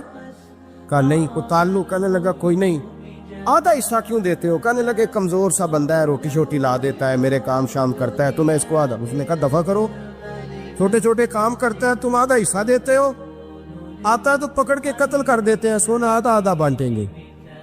ٹھیک ہو گیا جی۔ وہ جو روٹی لینے گیا تھا وہ بھی کہنے لگا مجھے تو نوکر سمجھا ہوا ہے نا، کھانے میں لاؤں، پانی میں لاؤں، بستر میں بچھاؤں، آج اتنا سونا ہاتھ آیا، بڑا ڈاکہ لگا، ان کو قتل کرتا ہوں نا دونوں کو، تو سونا میں قبضے میں کرتا ہوں۔ اس نے بھی دھوکہ دینے کا ارادہ کیا، کھانے میں زہر ملایا۔ امام راضی فرماتے ہیں وہ زہر ملا کھانا لے کے پہنچا، روٹی رکھی تھی، ان دونوں نے یک بارگی حملہ کیا، اسے قتل کر دیا۔ قتل کر کے لاش دریا میں پھینکی، مست ہو کے کھانے لگے۔ جب سیر ہوئے تو پھر پیٹ کٹنے لگا، انتڑیاں ٹوٹنے لگی، ناک منہ کان ہر چیز سے خون نکلنے لگا۔ چیخے مارتے کوئی سارا سونا لے لے ہمیں بچا لے، سارا کچھ لے لے جان بخش دے، رونے لگے تڑپنے لگے، لیکن اب کوئی بچانے نہیں آیا، کوئی داد رسی کو نہ آیا۔ 3 لاشیں ایک دریا میں، دوسری وہاں، مر گئے، مردہ ہو گئے۔ حضرت عیسیٰ علیہ السلام چند گھنٹوں کے بعد گزرے تو لوگوں نے کہا حضور یہ کیا ہے؟ فرمایا دنیا داری کا انجام، لالچ کا انجام، دھوکے کا انجام، فریب کا انجام۔ حضرت ادریس علیہ السلام کی دوستی ہو گئی رضوان سے۔ رضوان جنت کے فرشتے کا نام ہے جس کے پاس چابی ہے جنت کی، دروازے پہ بیٹھے ہوتے ہیں، رضوان اس فرشتے کا نام ہے۔ تو حضرت ادریس کا یارانہ تھا، وہ ملنے آتے تھے جناب ادریس علیہ السلام کو. تو ایک دن حضرت ادریس کہنے لگے تو خود تو یہاں کی سیر کر جاتا ہے, مجھے کبھی کرائی نہیں, آپ بھی کر لیں. تو فرشتہ آپ کو جنت دکھانے لے گیا. جنت میں جا کے تو کہنے لگا حضور چلے, فرمانے لگے کدھر, کہنے لگا واپس, فرمانے لگے میں نے جانا ہی نہیں. اس نے کہا کیوں, فرمانے لگے اللہ فرماتا ہے ہم فیہا خالدون, جو جنت میں آئے گا نکالا نہیں جائے گا. تو کیسے مجھے نکال سکتا ہے؟ کہنے لگے جناب آپ نے سیر کا کہا تھا. فرمایا سیر ہی ہے یہ, اس لیے کہ جنتی ساری عمر ہی سیر کریں گے, وہ سیر ہی کریں گے, سفر تو تھکا دیتا ہے بندے, یہ سیر ہی ہے. اب وہ فرشتے پریشان ہوئے تو رب کریم نے فرمایا وہ فرشتے تیرا اور اس کا یارانہ بھی میں نے لگوایا تھا, اور اس کو جنت کی سیر پر آنے کی خواہش بھی میں نے ہی پیدا کی تھی, اور تو کون ہوتا ہے میری بغیر اجازت دروازہ کھول سکے, بلوایا بھی میں نے ہی تھا, اور یہ جو میں نے کہا نا اڑ جا, یہ توفیق بھی میری ہوئی ہے, میری طلب بھی تو تیرے کرم کا صدقہ ہے. یہ پاؤں اٹھتے نہیں بلکہ یہ اٹھائے جاتے ہیں, تو جب بلا لیا ہے جنت میں داخل کرا لیا ہے, اور جنت بھی وہ والی جس کو میرے رسول پاک کے قدموں نے جنت بنایا ہے, وہ جنت جس کو ریاض الجنہ کا لفظ دیا ہے, حضور نے جنت جس کو بنایا ہے وہاں تک پہنچ جائے. یہ ہے ارض جنت, یہ طیبہ کی زمین ہے ارض جنت, پر زمین کس کی ہے؟ کیسا عجیب معاملہ ہے. یہ ہے ارض جنت, یہ طیبہ کی زمین ہے. جنت بھی یہیں, کیونکہ مالک جنت بھی یہیں ہے, جنت بھی یہیں, مالک جنت بھی یہیں, جنت بھی یہیں تو مالک جنت بھی. اور وطن بڑا پیارا, اولاد بڑی پیاری, جان بڑی پیاری. اور حضرت ابراہیم سے رب کریم نے فرمایا چل ابراہیم کوئی چیز دے, تو کہا یا اللہ تینوں ہی تیرے نام پہ قربان کرتا ہوں, تیری ہوئی ساری, ہر شے تیری. حضرت ابراہیم نے دین کے لیے آپ شہر بابل کے قریب پیدا ہوئے تھے, وہاں سے مصر آئے, مصر سے فلسطین آئے, اور فلسطین سے آ کر کے کعبہ آباد فرمایا. زندگی سفروں میں گزری, سفر ایک تکلیف والی چیز ہے, پر حضرت ابراہیم نے وطن چھوڑ دیا, گھر چھوڑ دیا. جان بڑی عزیز ہوتی ہے. اصل میں نا جب انسان جد و جہد کرتا ہے نا دین کے لیے, تو اس کے رستے میں بڑی چیزیں آتی ہیں, کبھی اولاد, کبھی کھال, کبھی باہر, کبھی حکومتیں, کبھی سیاستیں, کبھی چدراہٹیں, اس کے رستے میں بڑا کچھ آتا ہے, اور اسے ہر چیز کو فیس کرنا پڑتا ہے. گھر کے اندر بھی جنگ ہوتی ہے اور گھر کے باہر بھی لڑائی ہوتی ہے, یہ آسان ہے ہی نہیں. ہم تو خیر ہتھیار چھوڑ کے پھینکنے والے لوگ ہیں, ہم بولے بالے لوگ ہیں, ہم کہتے ہیں میں نے تو کہا تھا مہندی نہ کرو, پر بیٹے نہیں مانے, بولے جو ہوئے. اسی طرح حالانکہ اگر وہ بیٹا کہے نا کہ ابا جی لاؤ زندگی میں سارا کچھ میرے نام کرو, تو پھر ہم بولے نہیں ہوتے, اور اس وقت ہم تیز ہوتے ہیں, کہتے ہیں یہ کیسے ہو سکتا ہے, ہاتھ کاٹ کے دے دوں. اس وقت نہیں, دین کے معاملے میں بولے ہوتے ہیں. بیٹا بد مذہب کے پاس جا رہا ہے تو اس وقت ہم بولے بالے ہیں, کوئی عرض نہیں. لیکن اگر وہ اپنی پسند کی شادی کرے ہمیں کراس کر کے, پھر ساتھ ہی ہم تیز ہو جاتے. تو حضرت ابراہیم نے جب دین کے لیے نکلے تو جدوجہد کی, گھر کے اندر بھی گھر کے باہر بھی. آپ کے والد کا نام طارق ہے, وہ توحید پرست تھے, ایماندار تھے, پرہیزگار تھے. آپ کے چچا کا نام آزر ہے, وہ بت پرست تھے, بت بیچا کرتے تھے. حضرت سیدنا ابراہیم علیہ السلام جب میدان عمل میں نکلے تو حضرت ابراہیم علیہ السلام نے اپنے گھر سے جہاد شروع کیا. لڑنا پڑا, گھر کے اصولوں سے. چچا نے جو رواج بنائے ہوئے تھے اس رواج سے ٹکرائے. فرمایا میں اپنے گھر کے اندر یہ بت پرستی نہیں ہونے دیں گا. چچا کو ایک دفعہ نہیں, بار بار 100 دفعہ سمجھایا. آپ کا چچا بت بنا کے بیچا کرتا تھا. حضرت ابراہیم علیہ السلام تھوڑے بڑے ہوئے تو کہنے لگا کہ چلو میرے ساتھ, تم بھی بت بیچنے ہیں, ہمارا کاروبار ہے. حضرت ابراہیم ساتھ نکلے تو بت پکڑا ہے, گندے پانی کے اندر اس بت کو ڈبوتے ہیں, کہتے ہیں کسی نے خریدنا ہے تو خرید لو, نہ یہ نفع دے سکتا ہے نہ نقصان دے سکتا ہے. جو اپنا آپ نہیں بچا سکتا تمہیں کیا بچائے گا, خریدنا ہے تو خرید لو. چچا کہنے لگا تو کاروبار چمکا رہا ہے کہ تباہ کر رہا ہے. گھر میں بڑے معاملات خراب ہوئے, جھگڑے ہوئے, لیکن حضرت ابراہیم علیہ السلام ایک منٹ کے لیے بھی اپنے گھر کے اندر بھی کمپرومائز کرنے کو تیار یہ تھوڑا مشکل میں نے پہلو چھیڑ دیا ہے، یہ تھوڑا مشکل پہلو چھیڑ دیا ہے، تھوڑا سمجھدار آدمی ہے پر بیوی سے پردہ نہیں کرا سکتا، سیانا ہے، پنچایت کا بندہ ہے، جو اسے آپ کہیں گے وہ بات یہ سنائے گا، لیکن کہتا نہیں جی میں نے کوشش کر لی ہے۔ کس قسم کی کوشش ہے صاحب؟ کیسے ہو گیا؟ حضرت ابراہیم علیہ السلام نے گھر کے اندر سے فرمایا نہیں کرنے دوں گا، گھر کے اندر بھی ٹکرائے، فرمایا تم جو بھی ہو پاش پاش کیا چچا کے اصولوں کو، اور باہر جب نکلے تو صرف علاقے کے چیئرمین سے نہیں ٹکرائے، ایم پی ایم این اے وزیر مشیر سے نہیں ٹکرائے، سپر پاور نمرود دنیا کا واحد حکمران تھا، اس وقت دوسرا کوئی حکمران ہی نہیں تھا، اکیلے حکمران سے جا کر ٹکرائے، کوئی ساتھ فوج نہیں تھی، کوئی ساتھ ان کے طاقت بظاہر دنیا داری کی کوئی نہیں تھی، پر حضرت ابراہیم جا کے ٹکرائے، اور میرے رسول پاک صلی اللہ علیہ وسلم نے سند بیان کی، فرمایا افضل الجہاد کلمۃ الحق عند سلطان الجابر، فرمایا سب سے افضل جہاد یہ ہے کہ تو ظالم بادشاہ کے سامنے کھڑے ہو کے حق بات بیان کرتے، یہ سب سے بڑا جہاد ہے، یہ سب سے افضل الجہاد کلمۃ الحق عند سلطان الجابر، سب سے بڑا جہاد۔ حضرت ابراہیم کھڑے ہو گئے، سپر پاور سے ٹکرائے۔ یہاں ہم لوگ حکمتوں کا شکار ہیں، دیکھیں گے، کریں گے، سوچیں گے، اور مولوی صاحب کو ویسے کہتے ہیں آپ پرہیز کریں سیاسی باتوں سے۔ بھئی اللہ کے ہر نبی نے جا کے وقت کے ظالم حکمران کو لتاڑا ہے، للکارا ہے، یہ تو مشن انبیاء ہے۔ حضرت سیدنا ابراہیم علیہ السلام نے اس کو جا کے کہا کہ تو جھوٹ بولتا ہے، تو جھوٹا ہے، تو خدائی کا دعویٰ کرتا ہے، تو بہت بڑا ظالم ہے، اور قرآن مجید نے اس ساری بات کو بیان فرمایا۔ حضرت ابراہیم علیہ السلام سے کہنے لگا میں رب ہوں، تو آپ نے فرمایا میرا رب تو وہ ہے جو زندہ کرتا اور مارتا ہے، تو پھر آپ حق بات بیان کریں گے تو اللہ مارے گا کہ بندہ مارے گا؟ کچھ بھی نہیں ہوتا، کیونکہ زندگی موت کس کے ہاتھ میں ہے؟ اللہ کے ہاتھ میں، زندگی موت اللہ، کچھ بھی نہیں ہوتا۔ انسان صحیح سمت کا تعین کرے اور صحیح چلے۔ حضرت علی شیر خدا سے کسی نے کہا تھا کہ آپ کے بڑی دشمنی ہے، کوئی محافظ رکھ لے، آپ فرمانے لگے موت خود بہت بڑی محافظ ہے، وقت سے پہلے آتی ہی نہیں، بڑی محافظ ہے، وقت سے پہلے۔ علامہ نورانی رحمۃ اللہ تعالیٰ علیہ کراچی جیسے شہر میں رہا کرتے تھے، جہاں گام گام پہ خطرہ تھا، لوگوں نے کہا حضرت اتنے بڑے لیڈر ہو، آپ کی جماعت کی 62 سیٹیں ہوئی قومی اسمبلی میں، ایک ایسا وقت بھی آیا تو کوئی ایک آدمی بندوق والا، آپ فرمانے لگے مجھے ضرورت ہی نہیں، اس لیے کہ جس خدا رسول کے لیے میں نکلا ہوں وہ خود ہی حفاظت کرنے والے ہیں، ضرورت نہیں ان کی۔ تو بھائی حضرت ابراہیم ٹکرائے، اور آپ کا انداز کیا ہے؟ جا کے کہا کہ تو نہیں، خدا وہ ہے جو زندہ کرتا، اور اس نے ایک بیوقوفوں جیسی دلیل دی۔